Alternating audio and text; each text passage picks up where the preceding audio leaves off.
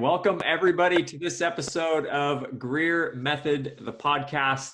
I'm your host, Jared J. Greer, and I'm an executive coach and the founder of Greer Method Complete Coaching. And I am really excited for this episode today because I've got a good friend and fellow coach, Traci Phillips, who's joining us, and she is the president of the Innate Coach.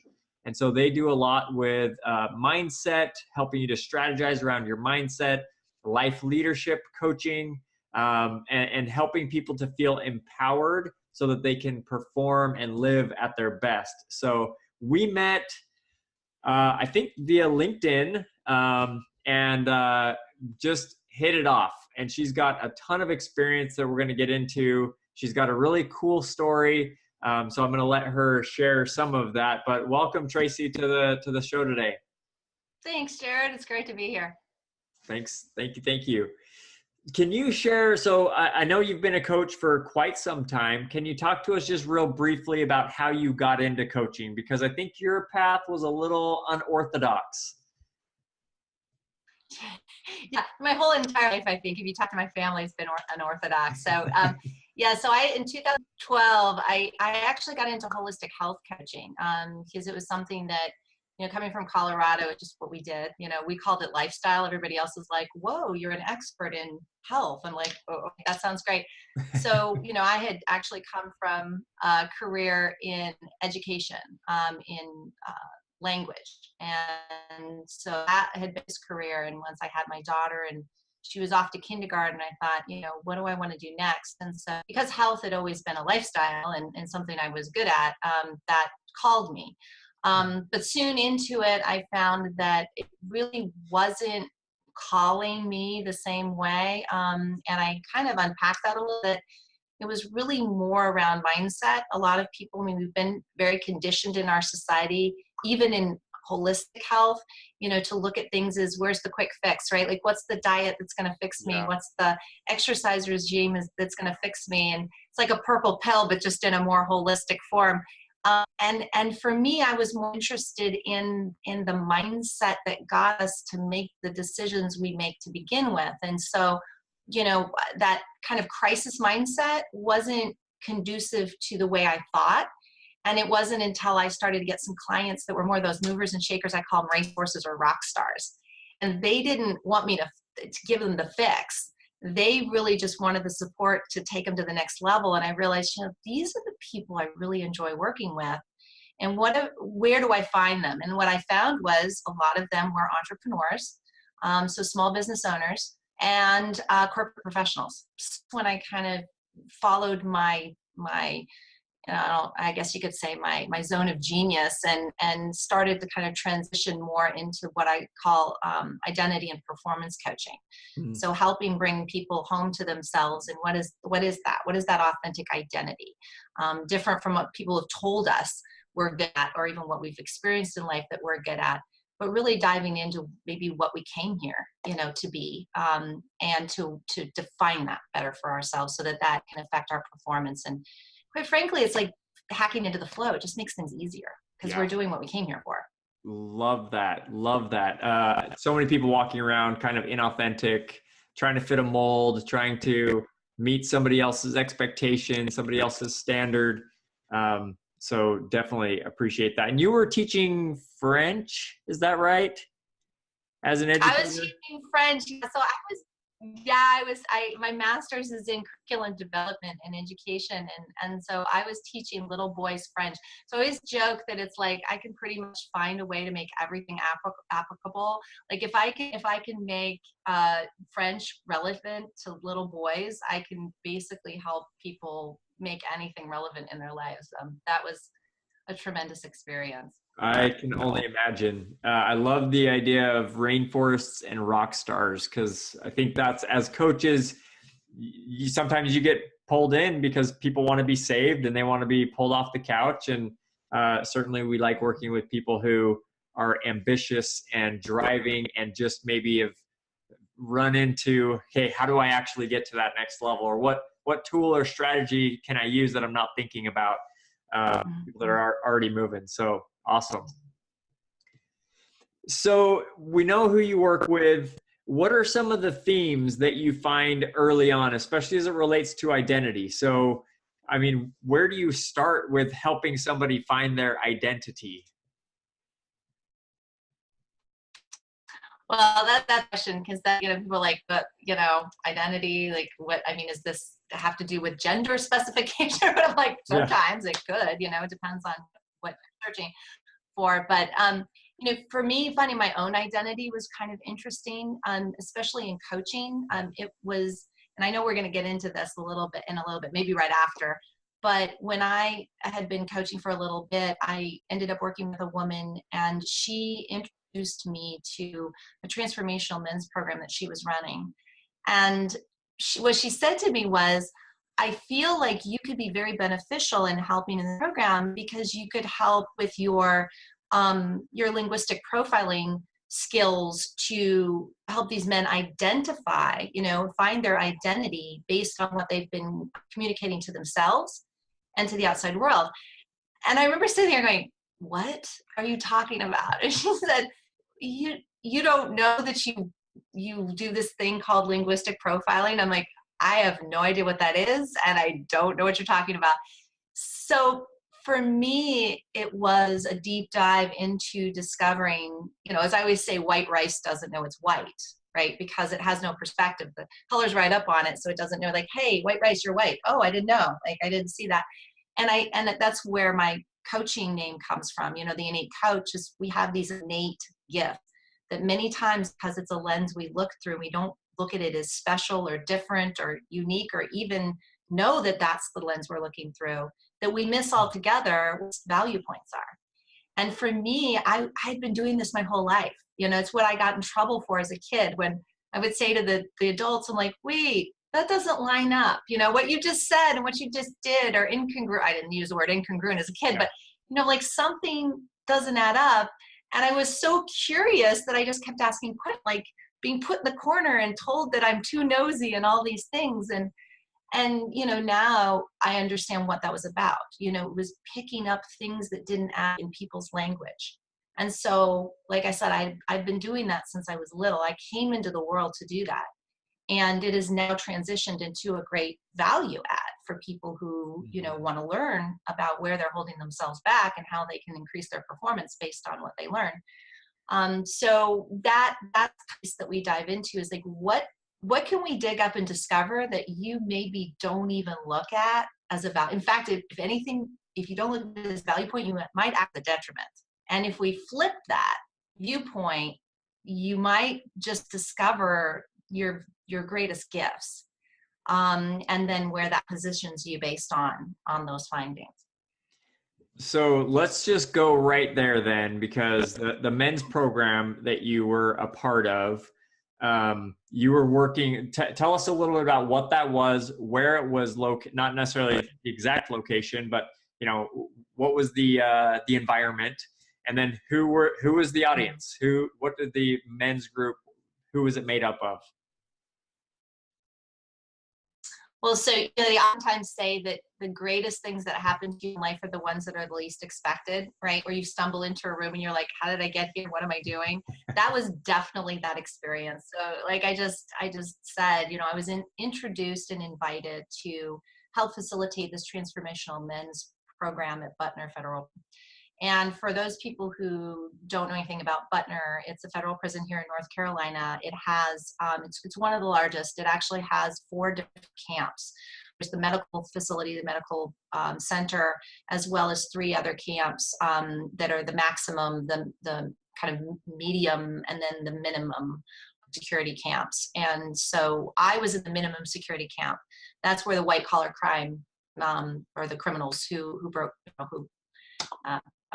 were there for white collar crimes, are held. And this particular person had been running this transformational program for a couple of years and had really seen some tremendous benefits and results come out of it. I mean, men who are coming in many times angry, right? Because here they are, in 1 minute they're these high level CEOs that they feel nobody can touch them. And now they're inmates, and a lot of them were in denial. Like, I shouldn't be here. The ego was like bigger than the house. type of thing. And she was helping them not only come to grips with taking ownership and responsibility for what got them there, but furthering that discovery process into, how did you get here? What part of you jumped so far out of integrity, that this is where you ended up. And because it's all relevant, there's no good or bad to it, right? This isn't about shame or blame. This is about really using this information to unpack, how we got here, so that we can start to design an entire different way of being. And we can get more into our authentic state. So I witnessed, so I came in kind of observed because, as a volunteer, of course, she didn't have the ability to hire me. So I came in and gave my services for free for 3 years. But it was one of the most incredible experiences for me because, as a volunteer, I wasn't privy to any of their information. So I knew all these men by first name. They knew me by first name. I had no personal, I didn't know what they were in for. I didn't know how long they were in for. I didn't know anything about their past, their history, what they had done for a living. And it was almost the first time through, introducing me to a new group. It was, here's Traci, she's here to help with this. And I think a lot of them just kind of like, what is this about? Until we started to go around the room and they just would tell me basic things, I'm learning this in the group.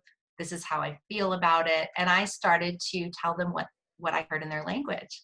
Mm-hmm. And I think some of them were like, you must be reading our profiles. There is no way you would know this stuff unless you read our history. And I'm like, but that's just it. You're telling me, and after they finally got over this kind of witchcraft, assumption, and I started to teach them, this is what I'm hearing. Like when you said this, or with this pattern that keeps coming up, that's what it indicates, and of course I can hear really precise things, but most of us. So I'll give you an example. One guy, there's actually 2 examples that I like to use, is one of the guys that I met. This was actually the first group, and we were, there was no we hadn't set precedent here. There was no protocol. We were just kind of figuring out how it was going to go. And it was probably mid-group. There's about 15, 18 guys per group. There's about 15 guys in this group. And he was kind of slumped over and just kind of hunched over and didn't really want to engage and kind of mumbling.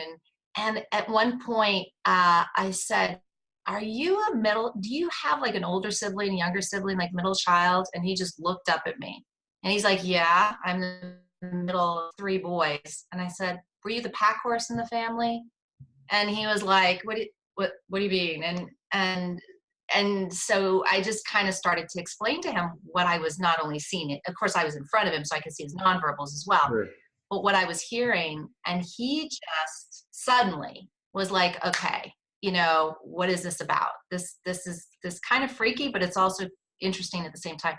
And I think what happened and what I saw and what really drove passion for the working with men, especially in these type of positions, is the stories that I eventually heard, about it's not safe to make mistakes in this arena, right? Once you get to a certain level and people are looking at you and have these higher level expectations, it's like when the risks are high, right?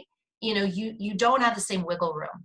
And a lot of these guys' perception was, I was at the top. Like I couldn't admit that I didn't know. There was nobody to turn to.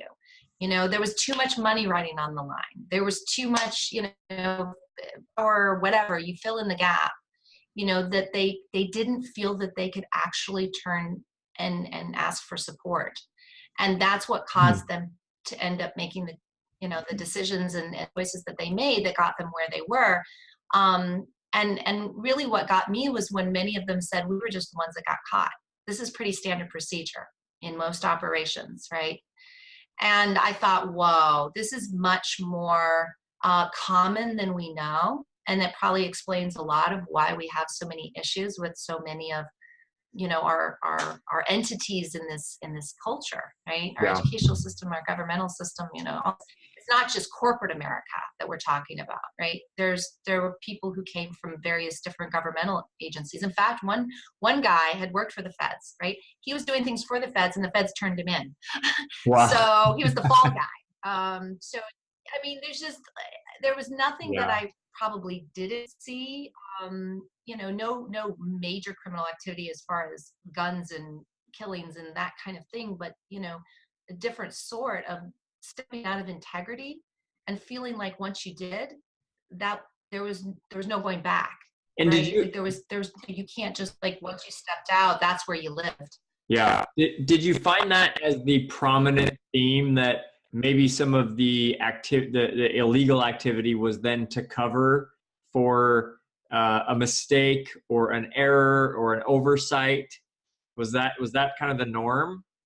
Yeah, it was in many cases it was one misstep, and after that it's like the lie that you have to tell the lie to cover the lie, and that's really what in most cases. And initially many of those original steps weren't that big of a deal. I mean any misstep is out of integrity, but the ones that were eventually, it was kind of like the accumulation of them that ended up really being the nail in the coffin.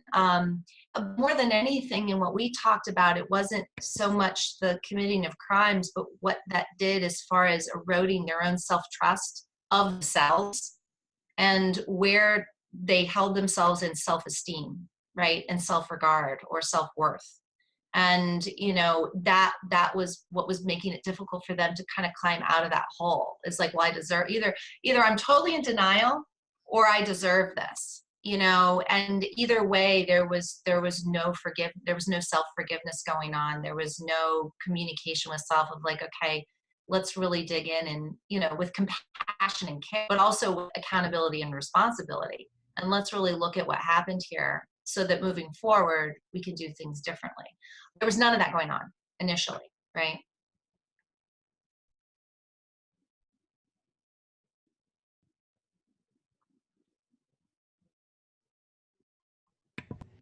Can you hear me? Sorry. So I just lost you. I missed your question. Okay, no, you're fine. I think I had it on mute. I've got a baby crying in the background, so Oh, um, uh, so when you started talking to them about their challenges and about kind of maybe where they had gotten off the path, how far back did some of them go, or were people tracking it back to earlier stages in their careers, or was it? I mean, I imagine it wasn't all at once, right? So talk to us about maybe the path that some right. of these guys took. Yeah, well, a lot of it, and again, my piece was to do the linguistic profiling in the sense of, not just profiling them, but teaching them how they were communicating with themselves and the world, and kind of what that meant, to them. It's like you think you're telling a lie, but you're not really. Somebody's picking that up, and that's leading to something somewhere else. And so, really, transparency. How do we feel comfortable enough being transparent? What does that take to be transparent? And actually what a lot of times came up, and I would ask questions like, did you always want to do what you were doing for a career or for a living? Or was there some point when you were either younger or a kid that you were dreaming about something else? And 9 times out of 10, the answer was, oh gosh, no, I wanted to be a rock star or a musician of other sorts, or I wanted to be an artist, or I wanted to be, but this was the track that was made apparent to me. Hmm. And, so from the get-go, the identity shifted, right? I'm identifying with this, but I'm being told I need to identify with this. So there was that split of identity from very early on. And that's what I saw often. The most interesting was actually a gentleman who, so if you've seen the Jason Bourne movies, Bourne Mhm. Identity movies, Of he course. was a real life Jason Bourne. Wow. And yeah, of course. And that was fascinating because when I was trying to kind of profile what I was getting in, it was all over the place, right? So I listened for markers and pauses and patterns, and it changed, and thought, I must be losing for something. I don't know what's going on here. And I could not figure it out. Like, it just was so elusive. And I finally said that at one point. I said, you are probably the most person that I've dealt with. When he finally admitted, he goes, well, there's a reason for that. Since the age of 18, I was pretty much trained about government as a spy. Wow. And so he had taken on multiple identities. And he said, I don't know who I am. legit, I don't know who I am. I've been so many different people. And because I started at such a young age before I really knew who I was, that I legitimately don't know who I am. So Wow. that was really interesting, and helping him kind of come to this place for the first time of identifying, with who he was, he wanted that to look. Was really, really an amazing journey, quite frankly. But I loved the way the men held each other in accountability, and how they just held space for each other, for one another's discovery and journeying, and transparency and vulnerability. And I mean, I saw things in that room that I wish the whole world could see, because especially those of us who have been conditioned to believe that men are supposed to be stoic, and men are supposed to just hold it all together, and men are supposed to do it all and be the rocks and pay all the bills and open the doors and like make things happen, that they and I think that's what taught me more than anything, is in when these men were held in an environment where they could be human first, they were. They weren't these kind of faced egoic, I don't need this, or I don't, they weren't. They were open. I saw a lot of the little boys in them. And it was beautiful. It was really beautiful. So how does the obviously we could say, well, in that environment, they're locked up, they can't go anywhere. Of course, they can now be themselves because they've, there's nothing on the line. So what is the guidance for executives who might be in a role now today, who are feeling that entrapment a little bit, who are listening and saying, well, that'd be great. Well, what's my first step of getting out of maybe the box?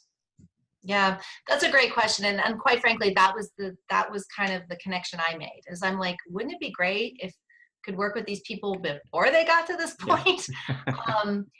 That might be nice, for everybody. And so for me, that's those clients. I mean, I love all of my clients, but the clients I work with in that space, I think because of that experience that I had, and because of that, I have a passion for helping ensure that, I mean, that's extreme, but we all step out of integrity from time to time. We know what that feels like, right? And for people who are high integrity individuals, and a lot of people who are movers and shakers and type A individuals are high integrity, like at their core, they really came here as high individuals. And so when you're not in integrity, that's going to sting. And so helping them to bridge that gap. So it's like, okay, how can you still move forward and stay in integrity within this type of environment? Because these environments have different stakes. And so for me, it's that problem solving, but a lot of it is also them to listen to themselves, because I think a lot of times they get caught in this, but this is the way it needs to be. And I had one corporate client who, he was like, I said, do you want to be in, he was VP of sales for a company. He said, do you want to be in sales your entire career? And he's like, well, actually, and he started talking about this vision he had. He goes, but I don't have experience there. That's 5-10 years down the road. I'm like, well, your language is actually telling me that it's now. You wouldn't be talking about it if it weren't now. And so how do we, like, you could do it that 5-10 year down the road way, or what if you were supposed to throw your hat in the ring now and see what happens?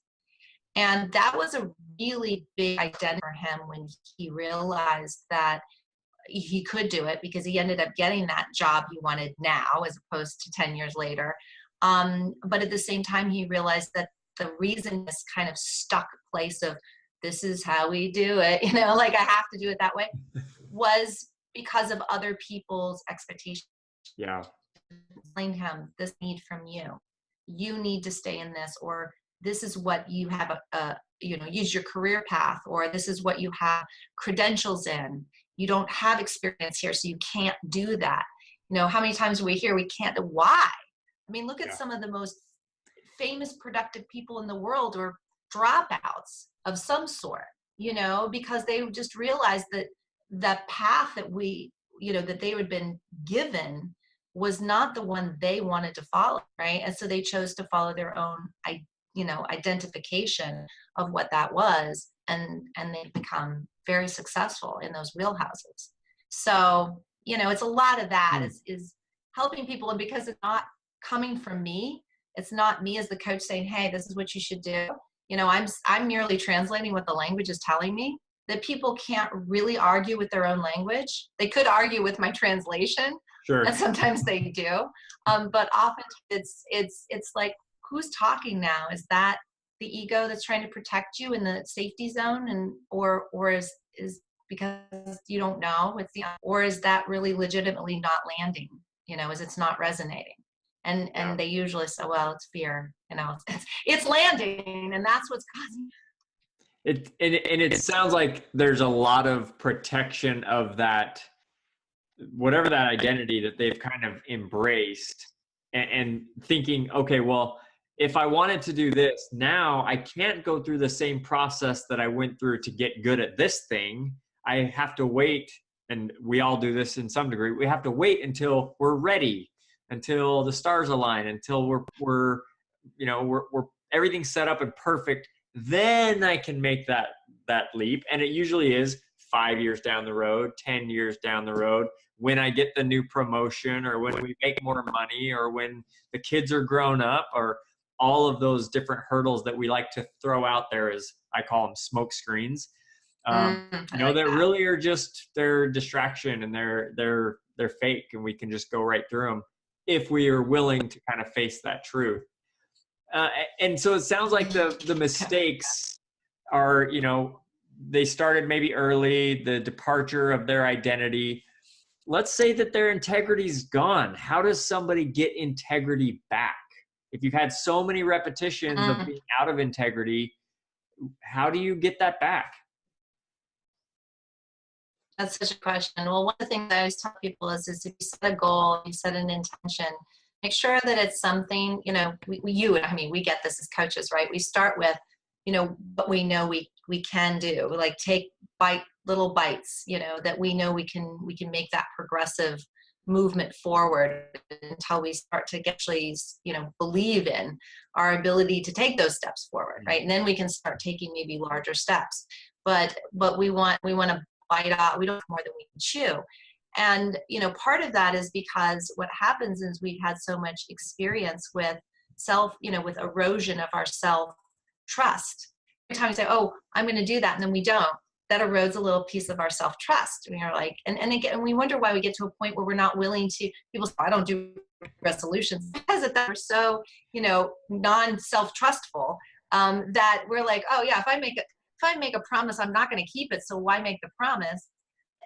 Part of that is rebuilding that self-trust, right? So when I tell people, as far as integrity, one of the things I love to do is walk people through a process I call the one where, because I love really complex names for things. And that is defining value, defining outcomes, right? And defining approach, right? So many times we see that people have this value, but they don't really align it with the approach, comfortable and in integrity with themselves, right? So that could be a person who says, oh yes, I really believe in this health product, and I'm going to join this multi-company, but the way the multi-level marketing company operates is not in integrity with the person's approach to selling, that it's not going to work for them, right? Because it may work within that company and how the company operates, and anybody who's in integrity with that kind of approach. But if it's not your authentic approach, it's not going to work, right? It doesn't matter how many other people have made tens of thousands of dollars doing it, right? So it needs to be aligned. And if we haven't defined that for ourselves, a lot of times we're doing things that are out of integrity for the person that we're not even aware of, right? I mean, some people going to college is out of integrity,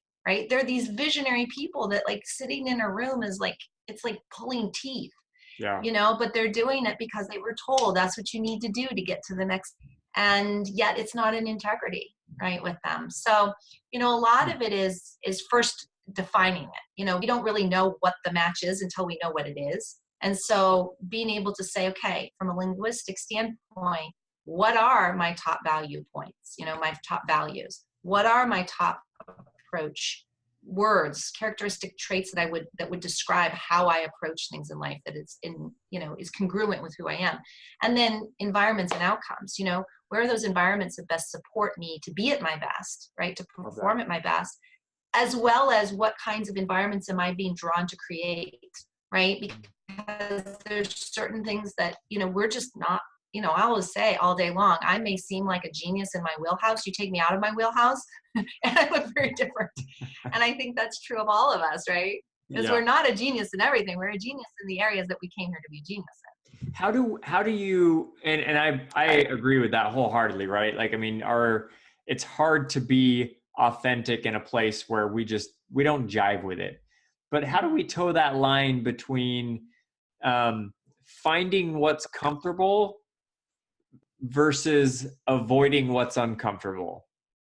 So I get that we value it, right? But we also can't look at something that's just, or maybe we can, but something that's uncomfortable and say, well, it's uncomfortable because I don't value it. I'm not in integrity. So I'm going to go back home and I'm going to play video games for the next week. Where's that line? How do we juggle that? Well, first we have to define it properly. If we're defining just based on comfort, that's not necessarily, authentic. What I found is that one of the most challenging things is coming into our true identity, because we have an identity crisis, with that identity, that mask that we thought was our identity, and the whole process of taking that off to find out what our true identity is. That can feel sometimes like looking in a dermatological mirror, like we're like, oh God, is that what I really look like?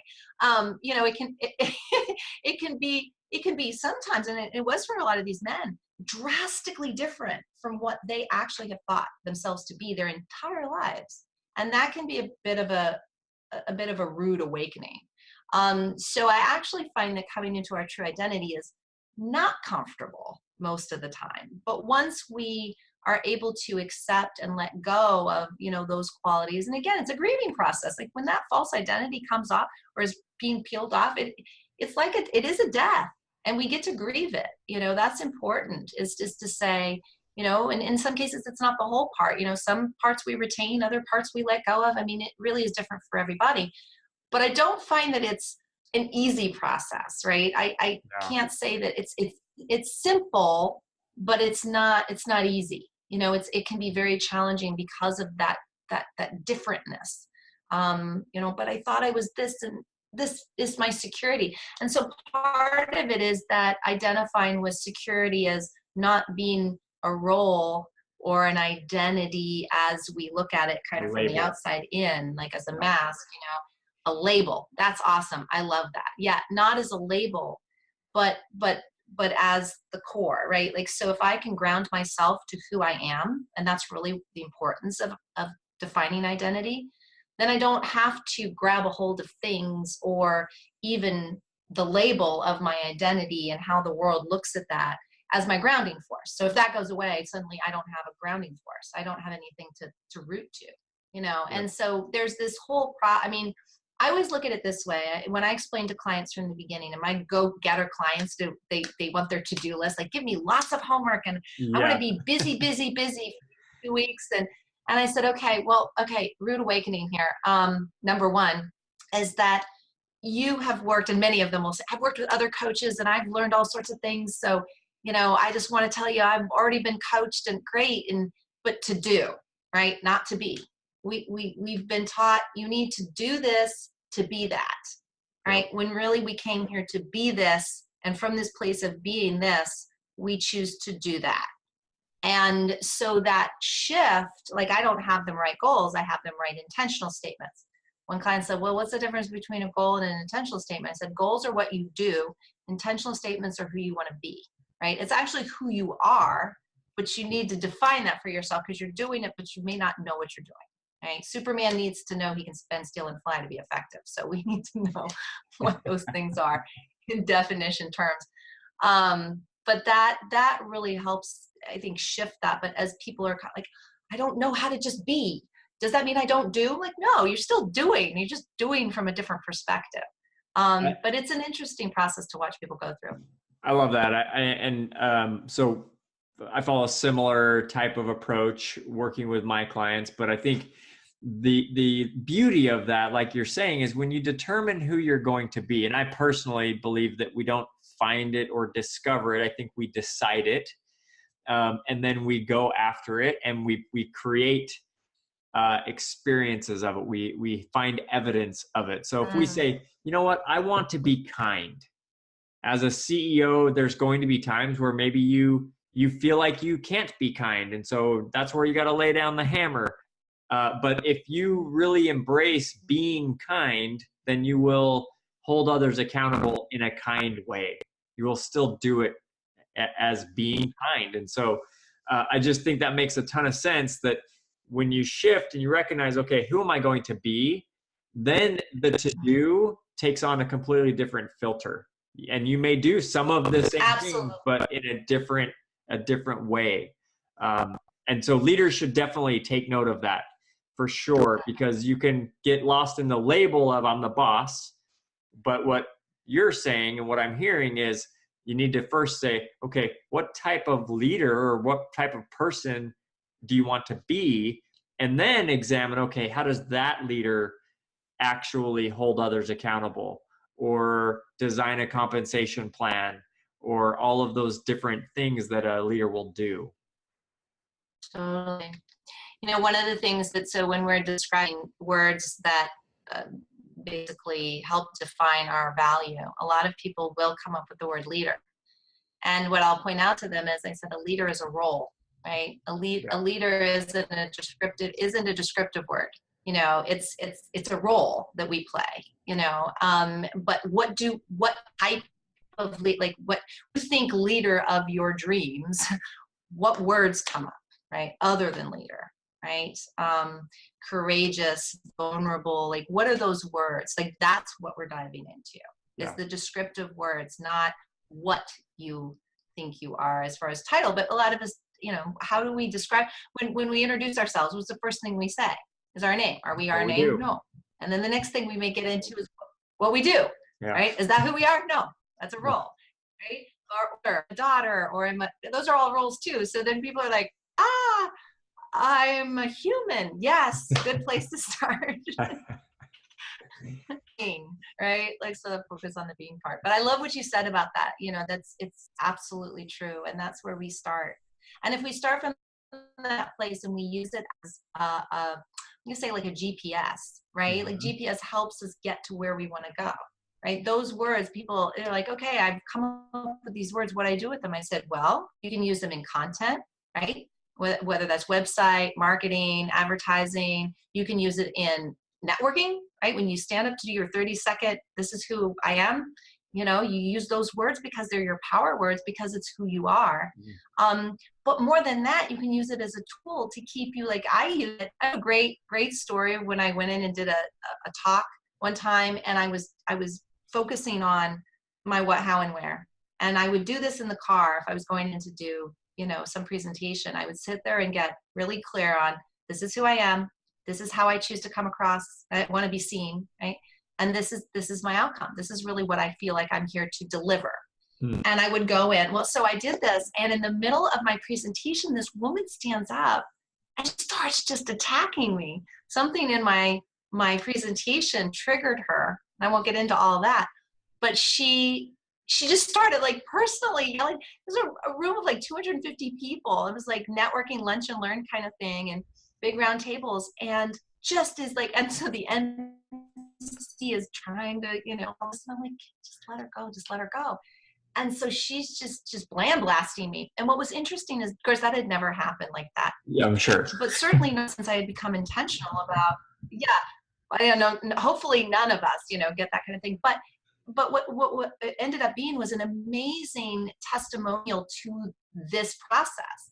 Because what I found is, you know, you never know how you're going to act. But as she starts yelling at me and you start to make that connection in your brain, I'm being yelled at. What is, I went internal and I started to go through my checklist. And I was like, these are my values. Do I feel like I showed up in them? You know, this is my approach. Do I feel like I have integrity with that? And this is what I felt I came here to deliver. Do I think I'm on the mark with that? And when I checked yes to all those things, there was this instantaneous awareness of, oh, I'm good. Like, this isn't about me. Mm-hmm. And when we can do that, we can stay true to that and be available to the other, because we're not trying to defend ourselves, and we're not, because we realize it's not about us. And I found this immediate sense of compassion that came over me. And I was 100% present to this woman. So when she finally settled down and I was able to talk to her and kind of address her, the first thing I said was, first of all, thank you for being authentic. And second of all, I never intended to do any harm. In fact, this is what I intended. And I was clear. I knew exactly what I was there for, and I could speak to it very succinctly. But then later, when I said to her, perhaps if a misstep in language causes kind of reaction, perhaps that's something you want to look at. And I know that I wouldn't have had the guts or ability to stand up and say something like that directly, but from a place of compassion, if I was still trying to defend myself, or if I was feeling guilty, or if I was somehow in my own head. And later on, she approached me and she said, I just want to thank you, because what you said, nobody in my life has ever had the guts to tell me with so much compassion. She's like, I've been like this my whole life. I've burned bridges and lost jobs and relationships, and nobody has, so kindly and so directly had me look at myself. And all I know is that if I had not been, shored up with what was mine and what wasn't mine, that wouldn't have happened.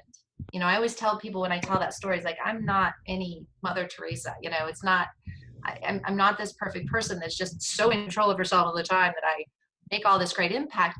But what it was is a testimonial to being clear, right? Being clear that this is what I came here for, and this is what I did. And, this is about something else. And maybe I can help. That's such a good story, because in leadership, especially, there's a kind of an old adage out there that says, people will teach you how to behave, or other people teach you how to behave, or something to that effect, right? But what you're identifying here is that when you are clear about who you want to be, then other people can't do that, because it isn't about you in this case, right? It's about you being who you want to be, regardless of all of the other stuff that happens in the world, or all of the things that happen to you. So you get, lambasted in the middle of a speech, you get rear-ended, you come home, your, spouse or whoever is mad at you. You have to determine who you are, and then see the world and act through that lens. And so that's just such a good, again, all the leaders that are listening, be really thoughtful. Have you decided what type of person you are? And then are your actions on a daily basis in alignment with that? Are they congruent?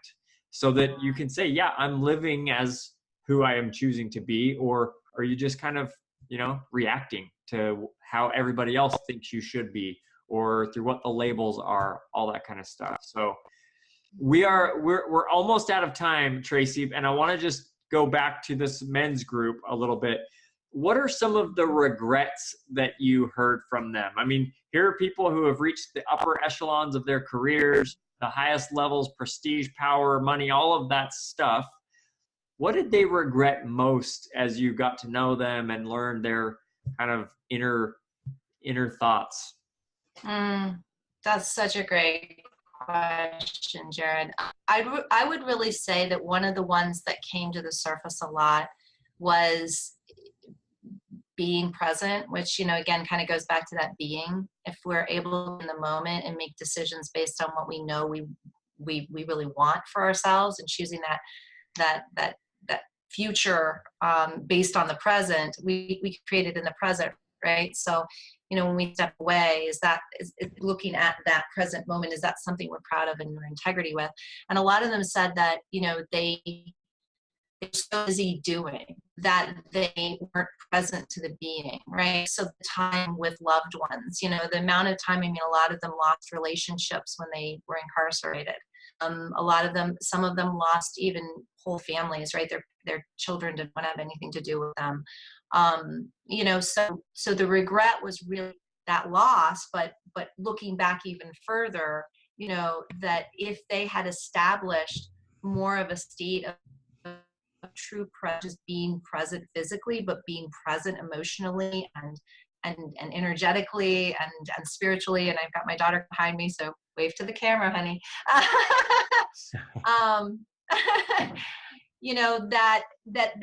That relationship might have held up more, right? That they realized they were kind of going through the motions, and they provided everything. They provided the money and the the opportunities and the houses and all of this, but they didn't have these opportunities to really build those connections. They had a wife, but they didn't really have the kind of relationship with them that they wanted, or they had kids, but they didn't really have that relationship that they had wanted. And so they were really feeling a loss, in that area, that, if I had made that what was important to me, perhaps I wouldn't even be here. Wow. But it also really motivated them forward. Wow. That I mean, I talk to people now who are they're not incarcerated, right? But they're in those same boats where they have spent so much time and energy on the business and the career. And it's just so powerful that here are these men who have found themselves in this situation, and what they regret is that they weren't present, that they weren't, really emotionally present or physically present. So that's incredible. How has this experience with these men, how has it influenced your coaching, since then? Like, what is I just have to believe that experience is so rich and so valuable. So what has been the biggest impact to your coaching? To see what men love. I think, like a lot of other men, I kind of came to believe that, men weren't as emotional as we are, and men, like to kind of keep it superficial. And at least those are the men I had kind of been around growing up, and that they were the providers.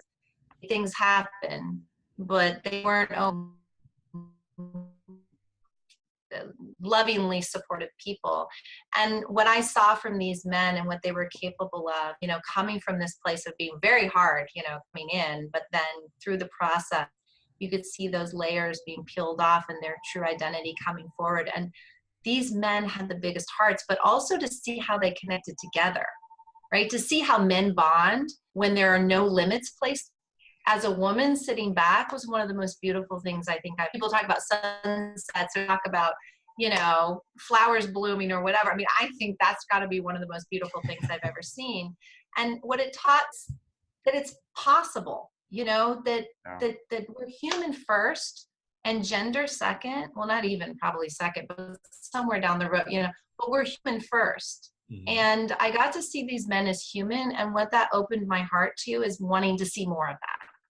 Yeah. Wanting to facilitate more of that, wanting to give men, I hear from men all the time, I would like to build more male relationships. I hear that from male clients all the time. Mm-hmm. Number one thing is I want to be more present with my close loved ones, and I want to build more male bond relationships. So which it's obviously, because what I hear very frequently is, and maybe because I'm a male, but from my male, clients, I usually hear, it's just good to have somebody to talk to about this stuff. So there it is. That's the male bonding relationship. Yeah, you're exactly right.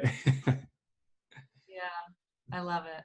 Well, thanks for doing what you do in that arena. Oh, thank you, Traci. It is, we are blessed to be in the profession that we're in. There is such a need for it. And certainly, there's a lot of value to be added as we have somebody who can help guide us and help us think through things and recognize those times where we're out of integrity or where we're, inauthentic and in a very real way, maybe jeopardizing what is most important to us. So thank you for your work. Thank you for your example. Thank you for coming on the show and being a guest here. We had some slight recording issues here, so we're definitely going to have you come back on, but just thank you so much for sharing your time with us today. Oh, I appreciate it. And thank you to Jared. I mean, everything that you're doing is, I love watching it and witnessing it and knowing the impact that it's making. So it's nice to be a colleague in this with you. Awesome. Where can people connect with you, Traci? So they can get in touch with me. Actually, the best way is through my website, which is theinnatecoach.com. You can contact me through the website. If people want to get in touch with me, I also have presence on Instagram, Facebook, and LinkedIn. So I always, welcome people to reach out to me in those social platforms as well.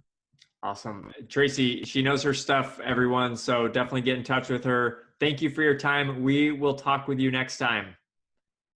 I look forward to it. Thank you. Thanks, Traci. Bye.